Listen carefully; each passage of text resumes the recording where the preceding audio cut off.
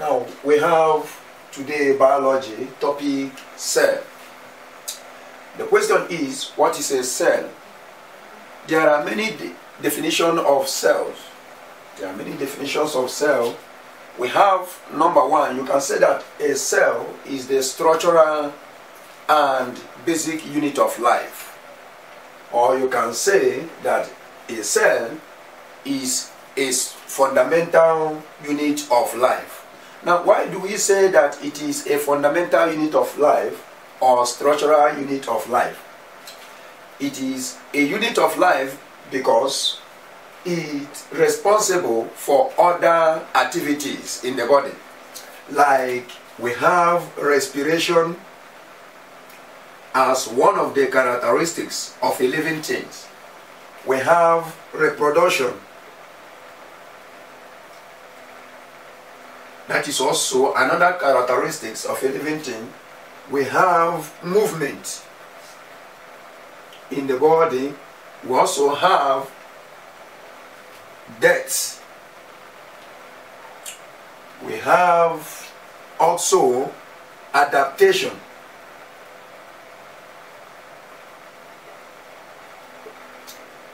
And we have irritability.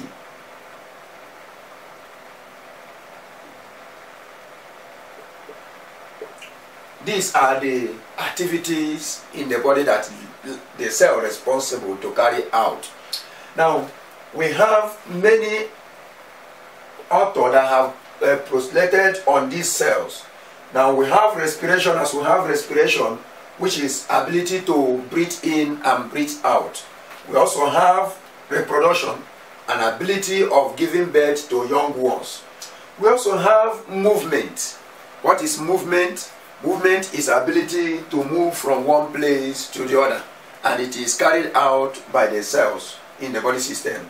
We also have death. And why do I mention death?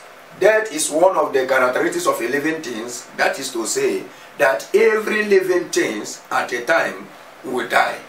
So not any living thing that will remain forever on earth, in as much as life is concerned. Now we have also adaptation. This is ability to survive in a harsh or a conditioned environment. That is adaptation. We have irritability, which is also carried out by the cell. What is the meaning of irritability? It's an ability to respond to stimulus or stimuli, which is a plural, while stimulus is a singular. So an ability to respond to a touch. When somebody touches you, your ability for you to respond is what we call stimuli. And these are the characteristics of a living thing, which cell responsible to execute. Now, there are many theories that has been put forward concerning this cell as a fundamental unit of life.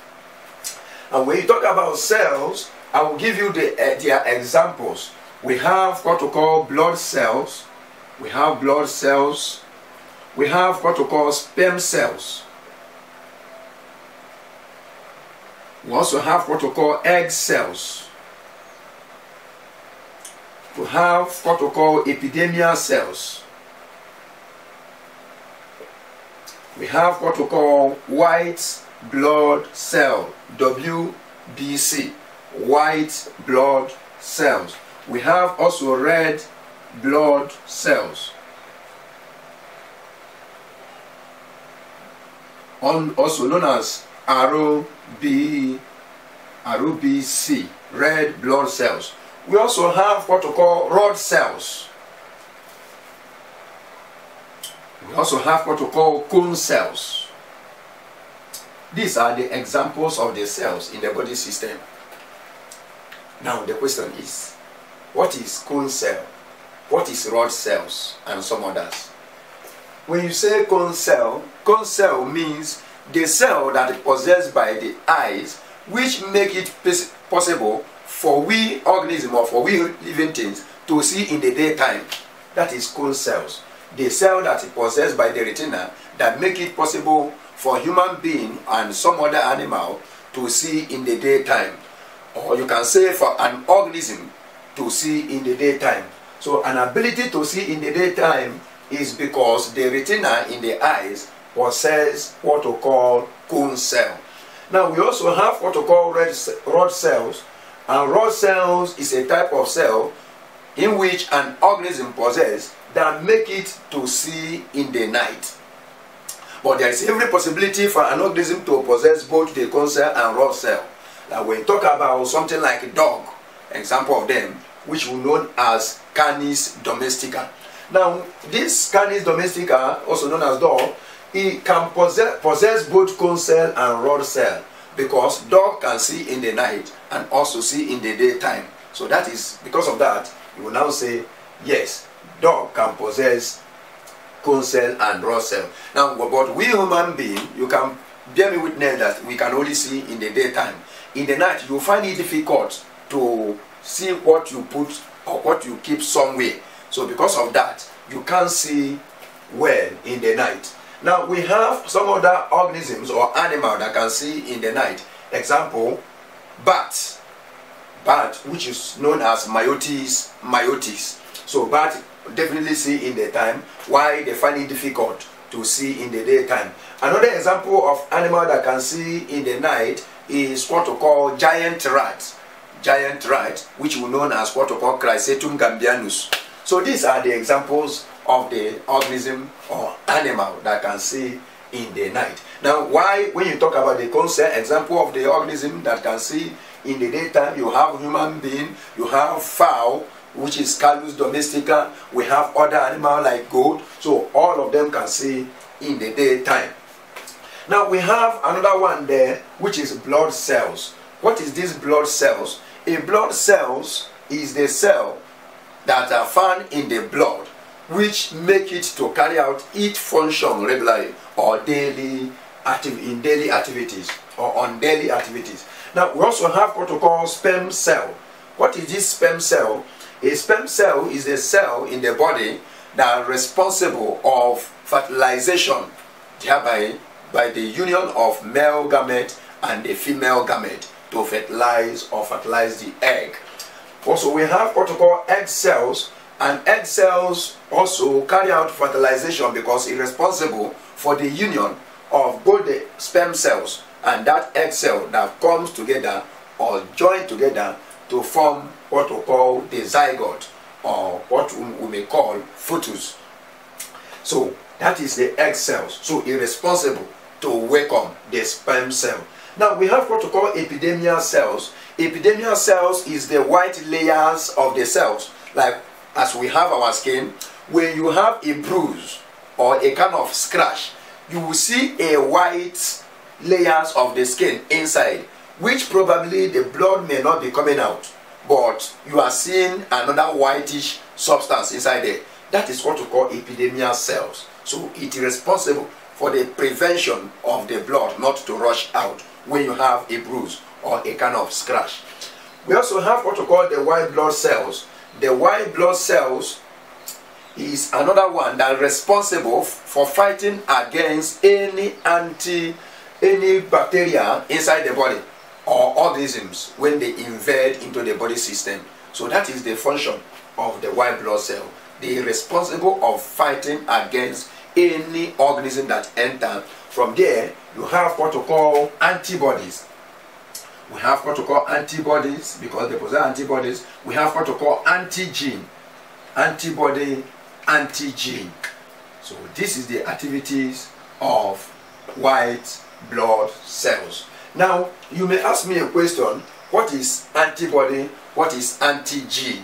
And the reaction.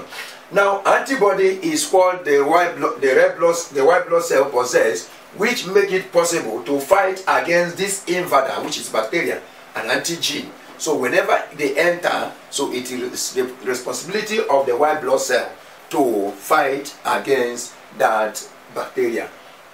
Now there are other things that it may possess, or you can see there when you go further into your book.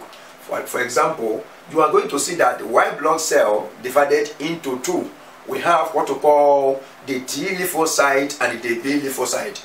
Though I know that it's not your level, but I can go give you a tip about it so that you understand when you go further. Now when you talk about this T lymphocyte and B lymphocyte, they are responsible of joining together to fight against the organisms or bacteria that enter into the body system. Now, red blood cell. And what is this red blood cell? A red blood cell is a cell in the body which is responsible for the life activities, because it carries what we call oxygenated blood. So we have this red blood cell, the red blood cell, which is RBC, which carry oxygenated blood when oxygen mixes with hemoglobin.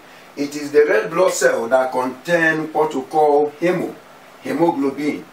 And hemo is the study of blood, while globin is the iron content that is inside the cells. Now with that, after the reaction, they are responsible to carry oxygenated blood from the heart to different parts of the body. We also have cells in plants. Example of cells in plant is we have xylem cell. We have the phloem cells. These are the examples of cell in the plant, just like as we have cells in animals or organisms. So from there, we understand that there are many theories that has been propounded by many scientists concerning cells. We have number one, according to Robert Hooke. Robert Hooke discovered cells in the years 1665. So after the discovery of these cells, that is why we call him today the father of cells. After the discovery of the cells, if there are many further inquiry or research that other scientists that contributed. How did he discover the cell? He discovered the cell by seeing a structure of comb structure where it clumped together. And because of that, he said that inside this there are living things that are found inside. And that living things which he propounded as cell, Robert Hooke. Now there are many other scientists like Félix Dujardin. Félix Dujardin is another great scientist which further and said that this cell which has been propounded has other substance inside the body, and Félix Dujardin called that substance the protosperm of the cell. The protosperm of the cells. And this protosperm is what Félix Dujardin say yes. And when you watch cells, there are other components that can be found inside. You see the cytoplasma, you see the protoplasma, you see the ribosome, you see what we call rough and smooth endoplasmic reticulum. These are the things that you can find, which was propounded by the second person, Félix Dujardin. There is another person, another great scientist that contributed. Who is the name of this man? Matthias Skinwine. So Matthias Skinwine is another person that propounded on this theory. He also said that all those substances that are made up in the cells are responsible of other activities. They are the one that make the cell to stand, and why the cell is being called the fundamental unit of life. So we have others like Theodore. Now Theodore is another French scientist that contributed and said that this cell came from pre-existing cell. So every cell you are seeing today came as a result of other cell that it has formed. So why do we say so? Is because no any human being that can boast that he just descended from heaven to the earth. So it's not possible. Because of that, we all come out from pre-existing cell. And these are the theory which they postulated concerning cell. Now, the theory of cell. The theory of cell. Now, what are the theory of these cells? Number one, they say all cell is the structural unit of life. Cell is the structural unit of life. Cell is the structural unit of life. This is number one theory, and which is true. It's the structural and basic unit of life. Now, number two, theory of cell is that all cells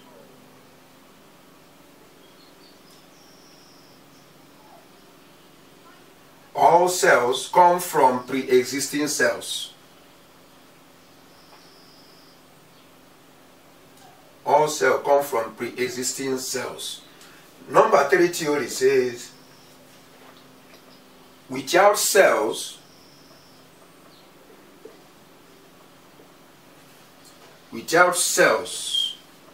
there is no life in organisms. Without cells, there is no life in organisms. So that is to say that cell responsible for all the actions. Now, apart from this, we have other components that you can see within these cells. Now, that is where we are going to explain most of the components. What are these components in the cells? By giving understand that we have 2 types of cells. We have basically 2 types of cells. We have number 1, what we call unicellular cell. We have number 2, what we call multicellular cell. That are the 2 types of cells. The 2 types of cell. We have unicellular cell and multicellular cell. What is unicellular cell? A unicellular cell is a cell which you find in an organism that is single. So that is an organism to possess a single cell is what we call unicellular cell. When an organism possesses one single cell. Now, example of the animal or the organism that possesses this unicellular cell, you can have Paramecium, you can have amoeba, you can have Euglena and Chlamydomonas. These are the example of organisms that possess unicellular cell. In their cell component or their cell content, they contain only a single cell. Now, we also have what we call multicellular cells. What are these multicellular cells? A multicellular cell is when an organism possesses more than one cell. That is from 2, 3, 4 and above. So we have example of them. Hydra is an example. We have a plant called Hydra, or rather an organism called Hydra. We also have Volvus as an organism. We also have man. That is where we are classified to. We human beings are multicellular cell. So with this, I know that you've understood the difference between unicellular cells and the multicellular cells, with the organisms that fall into unicellular cells and multicellular cells. Now let's quickly go into the component of cells. The component of cells. In the component of cells, you are going to have the followings. You are going to have the followings. We have the ribosome. Also, you are going to have the lysosome. You are going to have mitochondria.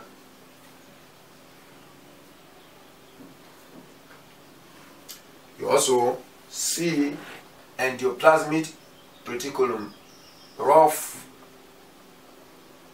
endoplasmic reticulum.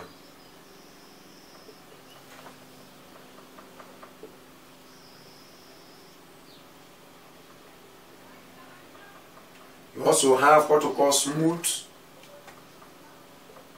endoplasmic reticulum.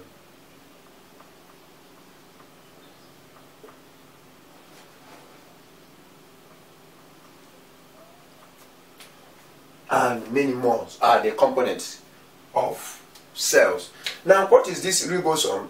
A ribosome, as one of the components of cells, responsible of carrying out a digested food. A digested food, digested sugar, it can be digested mineral salt from any part of the what? Of the cells to different part of the cells. That is one of the basic function of this ribosome.